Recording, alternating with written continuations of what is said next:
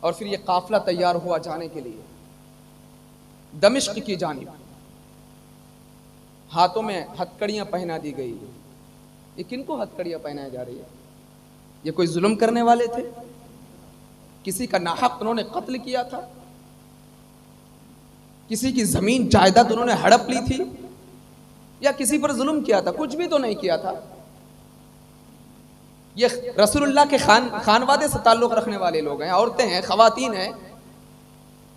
ان کو لے جایا جا رہا ہے دمشق کی جانب.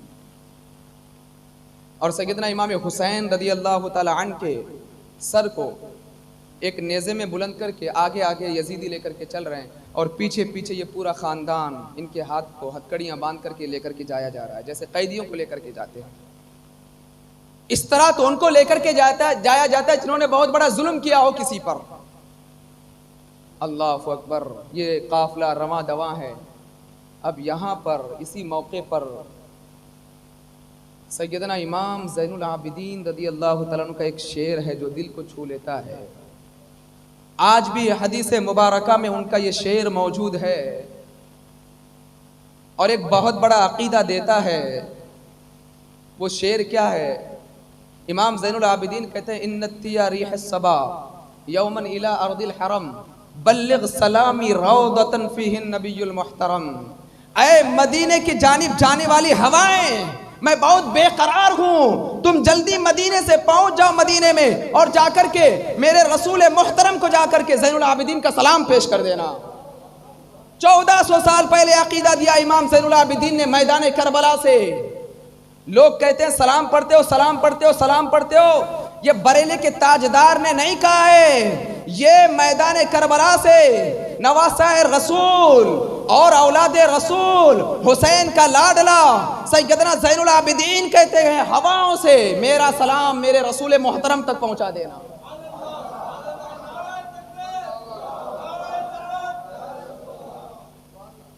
یہ پیغام دیا تھا سیدنا امام زین العابدین رضی اللہ تعالیٰ عنہ میدان کربلا سے. پتہ یہ چلا تم چاہے کتنے بھی دور کیوں نہ ہو، جب مصیبت میں گرفتار ہو مدینے کے تاجدار کو ضرور یاد کر لینا. ارے تم دور ہو، وہ تم سے دور تھوڑی نہ ہے، وہ تو تم ان سے دور ہو، لیکن دل سے پکارو، وہ تمہارے کافی قریب ہے، بہت زیادہ قریب ہے وہ تمہارے. یہ پیغام سیدنا امام زین العابدین رضی اللہ تعالیٰ نے میدان کربلا سے دیا تھا. بڑے درد بھرے اشعار ہیں یہ، اس کو پڑھیے گا، بہت سارے تقریباً 70 کے قریب اشعار ہیں. امام زین العابدین وہ ہے جن پر عبادت بھی ناز کرے، اس لیے ان کو زین العابدین کہتے ہیں. عابدوں کو زینت دینے والی شخصیت کا نام امام زین العابدین ہے.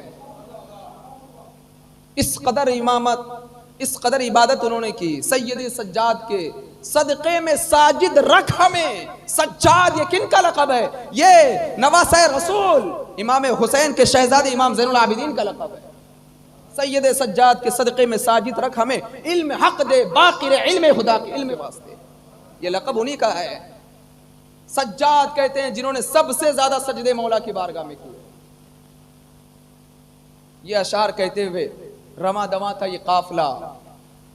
ملک شام ابھی پہنچے ہی نہیں تھے، اس سے پہلے ایک گرجا گھر آتا ہے.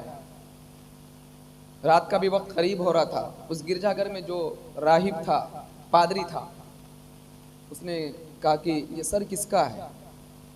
کہا کہ ہاں ہم نے ان کو قتل کیا ہے تو لے کر کے جا رہے ہیں. بولے ٹھیک ہے آج یہیں پر رک جاؤ. اہل دل سمجھتے ہیں کہ ان کے سروں سے کیا کون سی روشنی نکل رہی ہے. وہ پادری تھا، اس نے کہا کہ آج یہیں پر قیام کر لو. یہ سر مجھے ایک رات کے لیے دو گے کیا؟ نہیں نہیں نہیں، یہ نہیں دے سکتے، ہم کو خلیفہ وقت کو دینا ہے، یزید کو دینا ہے. کہا کہ ٹھیک ہے ایک رات کے لیے دو. 12,000 درہم دیا تھا اس نے. جبکہ پادری تھا، دین اسلام کا ماننے والا نہیں تھا. اور وہ سر کو لے کر کے جاتا ہے اپنے گھر میں، اس کمرے میں لے کر کے جاتا ہے جہاں کوئی نہیں ہوتا ہے، اور اپنے ہاتھ سے امام حسین کے چہرے مبارک کو صاف کرتا ہے، گرد و غبار کو صاف کرتا ہے. اور جب رات کا وقت ہوا تو وہ خود اپنے ماتھے کی آنکھوں سے دیکھ رہا تھا کہ آسمان سے ایک نور اس کے گھر میں نازل ہوا ہے. اور جب اس نے یہ منظر دیکھا تو فوراً کلمہ پڑھ لیا، لا الہ الا اللہ محمد الرسول اللہ۔ اب میں یہیں سے کہوں گا، یہیں سے یزید کی ہار شروع، امام حسین جیتتے ہوئے نظر آ جاتے ہیں۔ اور پھر اس کے بعد سے دیکھو اسلام زندہ ہوتا ہے ہر کربلا کے بعد، اس کے بعد سے پھر یزید کبھی غلبہ نہیں پا، وہ نیچے گرتا گیا، حسینی ہمیشہ آگے بڑھتے چلے گئے۔ میرے حسین کا سر تو کٹ چکا تھا، لیکن لب حسین اس وقت بھی غیر مسلموں کو کلمہ پڑھا کر کے نانا کے دین میں داخل کرتے ہوئے نظر آ رہے تھے۔ وہ کلمہ پڑھ کر کے دین اسلام میں داخل ہو گیا۔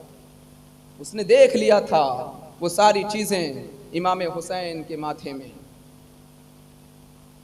وہ نور جیسا چہرہ، وہ خوبصورت چہرہ، وہ سارا منظر اس نے دیکھ لیا تھا۔ اب یہ قافلہ رواں دواں تھا، دمشق کے قریب پہنچنے والا تھا۔ اس سے پہلے ایک جگہ پر حضرت امام حسین رضی اللہ تعالیٰ عنہ کی سر مبارک کے نیزے کو جب ایک جگہ رکھا گیا تھا، اب اس کو لوگ ہلا رہے ہیں، وہ ہل ہی نہیں رہا ہے، اٹھانے کی کوشش کر رہے ہیں تب بھی نہیں۔ لوگ پریشان ہو گئے، آخر یہ آگے کیوں نہیں جا رہا ہے؟ بلایا سیدہ زینب رضی اللہ تعالیٰ عنہ کو، بولے کیا ہے؟ بولے کہ شاید کوئی ہمارے خاندان میں چھوٹ گیا ہے۔ جا کر کے دیکھے تو امام حسین رضی اللہ تعالیٰ عنہ کی چھوٹی شہزادی سیدہ سکینہ وہاں پر موجود نہیں تھی۔ ڈھونڈا، حضرت زینب نے ڈھونڈنا شروع کیا، دیکھا کہ ایک جگہ پر ہے، ایک عورت کے گود میں سو رہی ہے اور کچھ باتیں کر رہی ہے۔ حضرت زینب نے آواز دی، اٹھ کر کے دوڑتی آئی، پھوپھی بولو کیا بات ہے؟ بیٹا کہاں چلے گئے تھے تم؟ بولے وہ دادی آئی تھی، فاطمہ دادی، ان کے گود میں سر رکھ کر کے میں سو گئی تھی۔ بولے باتیں کیا کی؟ بولے یہی سب بتایا، ابا جان کو کیسے لوگوں نے قتل کر دیا۔ اور اس سے پہلے ایک واقعہ، حضرت نعمان یہ تابعی ہیں، یہ کہتے کہ میں نے خواب میں دیکھا کہ ایک عورت کربلا میں جھاڑو مار رہی تھی، تو میں نے پوچھا آپ ہیں کون اور جھاڑو کیوں مار رہی کربلا میں؟ کہا کہ میں حسین کی ماں فاطمہ ہوں، کل میرا بیٹا یہاں شہید ہونے والا ہے، میں کنکریاں پھینک رہی ہوں تاکہ میرے بیٹے کے جسم میں کنکریاں نہ چھپے۔ اس خانوادے سے امام حسین رضی اللہ تعالیٰ عنہ کا تعلق تھا۔ پھر یہاں سے یہ لوگ نکلے، دمشق کے قریب جیسے ہی پہنچنے والے تھے، دمشق میں کسی کو پتہ نہیں تھا کہ یہ امام نیزے میں امام حسین کا سر آ رہا ہے، کسی کو نہیں معلوم تھا۔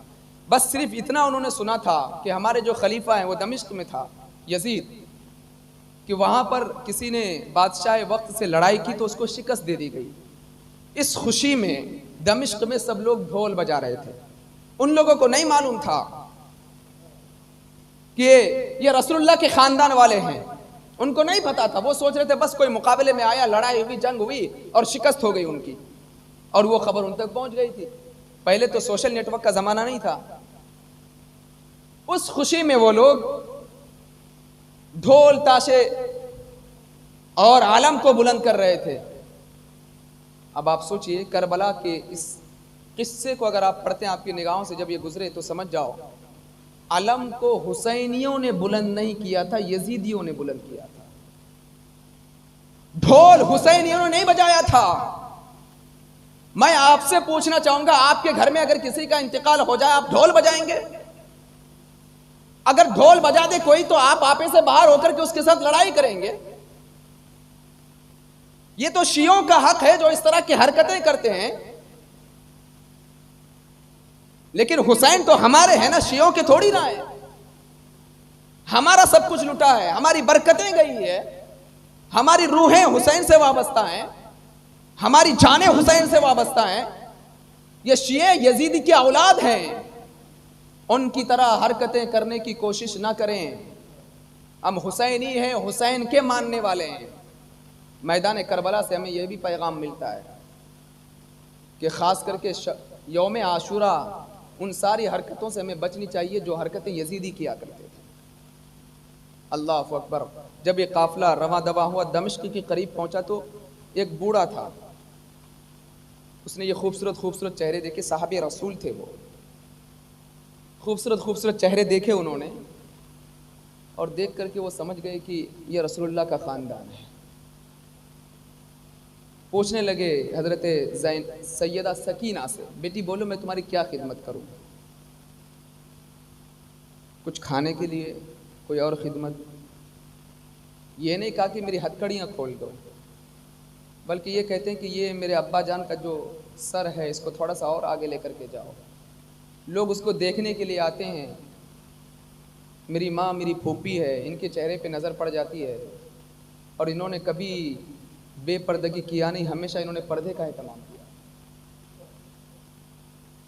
اپنی گھر کی عورتوں کو پیغام کربلا پہنچا دینا کہ ایسے وقت میں بھی امام حسین کی شہزادیوں نے پردے کا اہتمام کیا تھا، بے پردگی نہیں کیا، انہوں نے سب کچھ لٹا دیا میدان کربلا میں، شہزادوں کو لٹا دیا، لیکن تاریخ پڑھے کہیں انہوں نے بے پردگی نہیں کی تھی۔ آج ہماری مائیں اور بہنیں کیسی کنیزہ فاطمہ ہے، بے پردگی، کسی کے سامنے اپنا چہرہ دکھا دیتی ہیں۔ یہ پیغام تو حسین نے کربلا سے نہیں دیا تھا۔ اتنی چھوٹی سی بچی حضرت سیدہ سکینہ رضی اللہ تعالی عنہا، چھوٹی سی بچی، کھانے کے لیے نہیں مانگا، بلکہ یہ کہا ان کو آگے بڑھاؤ تاکہ میری ماں کا پردہ برقرار رہے۔ اب جب دمشق پہنچے یزید کے دربار میں، وہاں پر پہنچنے کے بعد ڈھول تو بج ہی رہے تھے، نافرمانیاں تو ہو ہی رہی تھی، شراب تو پیے جا رہے تھے، ادھر یہ جتنے بھی رسول اللہ کے خاندان سے تعلق رکھنے والے تھے سب کو ہتھکڑیاں پہنا کر کے ایک قید خانے میں بند کر دیا اس ظالم نے۔ اب اسی قید خانے میں جہاں پر خواتین تھیں، وہیں پر سیدہ سکینہ رضی اللہ تعالی عنہا کا انتقال ہو جاتا ہے، وہ انتقال کر جاتی ہے۔ یہ منظر بھی بڑا دل دہلانے والا ہے کہ خواتین اندر قید خانے میں ایک قبر کھود کر کے بڑا دل کر کے سیدہ سکینہ کو اس میں دفن کر دیتی ہیں۔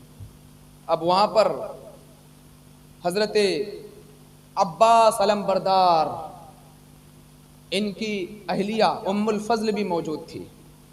یہ کہتی ہیں رکو ذرا، میرے پاس ایک چیز ہے، اور کپڑا کھولا اور اس میں سے 2 کٹے ہوئے ہاتھ تھے،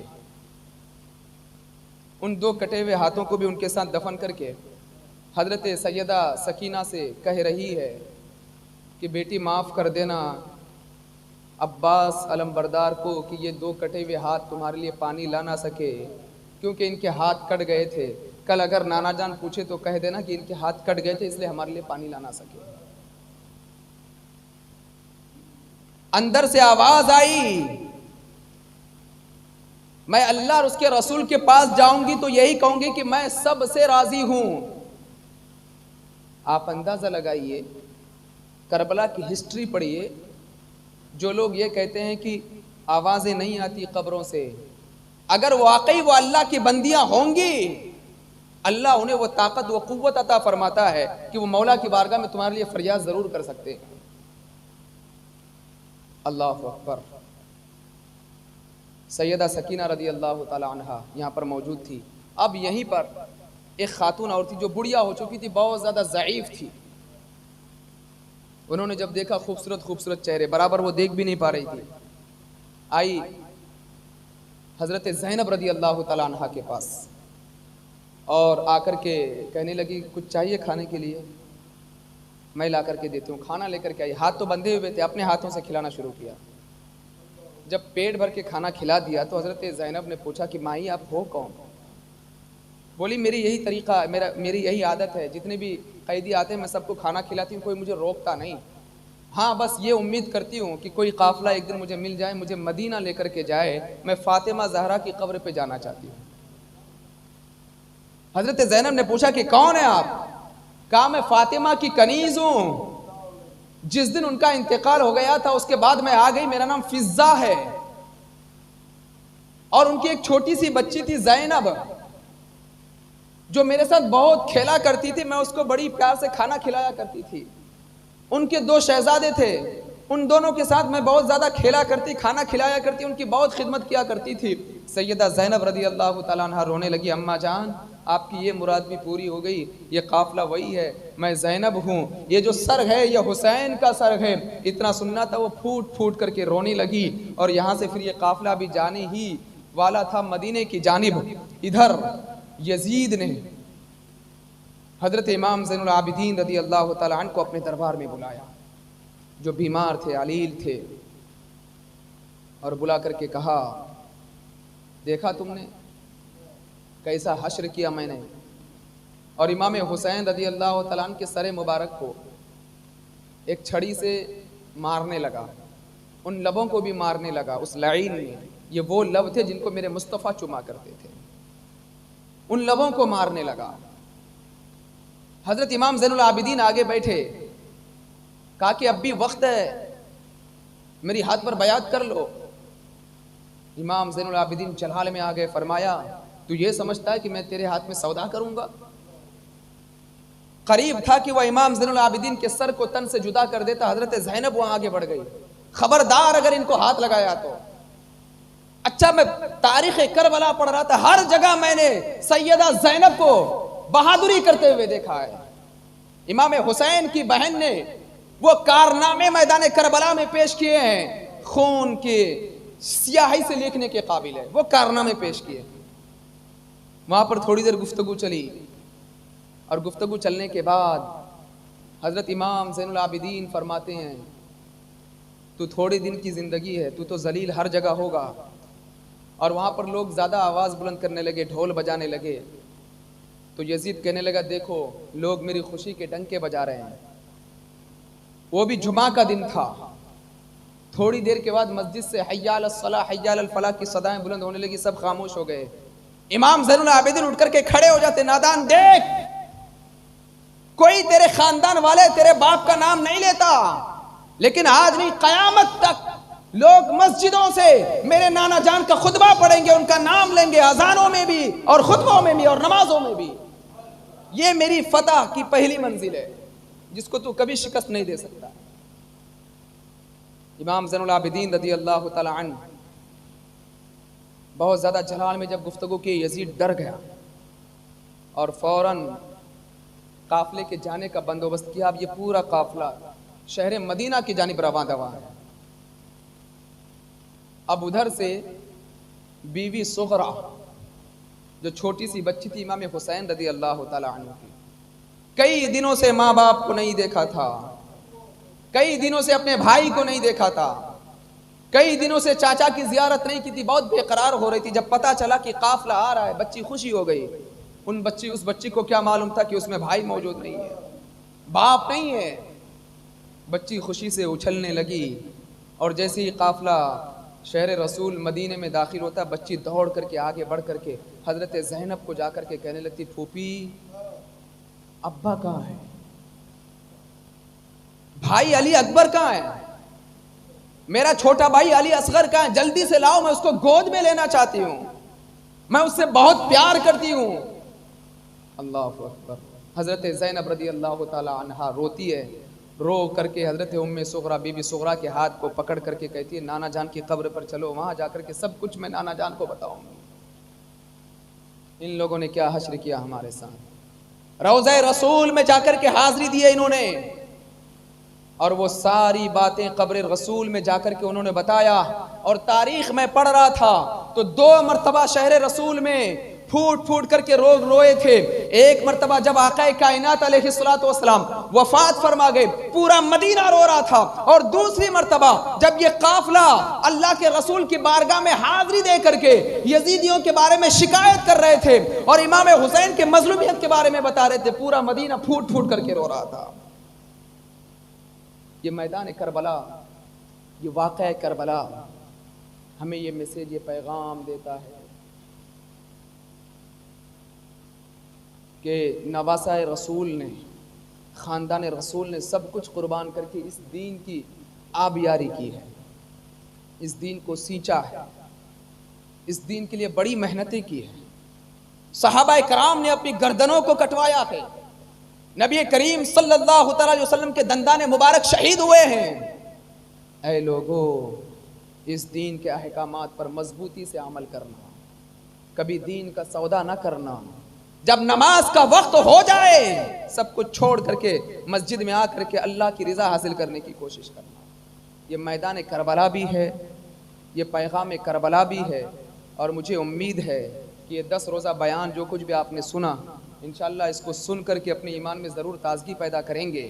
اور جو لوگ جن کے کچھ بیانات چھوٹ گئے ہیں آپ ہمارے یوٹیوب میں جا کر کے سارے بیانات سن سکتے ہیں, خود بھی سنیں, اپنے گھر والیوں کو بھی سنائیں اور انہیں بتائیں, ان کو دین کی تعلیم سے آراستہ کریں کہ امام حسین نے میدان کربلا سے کون سا پیغام دیا تھا. اور ساتھ ہی ساتھ بالخصوص میں ان تمام حضرات کو مبارکبادی پیش کرنا چاہتا ہوں کہ جنہوں نے آگے بڑھ کر کے سید الشہداء کی یہ محفل قائم کی.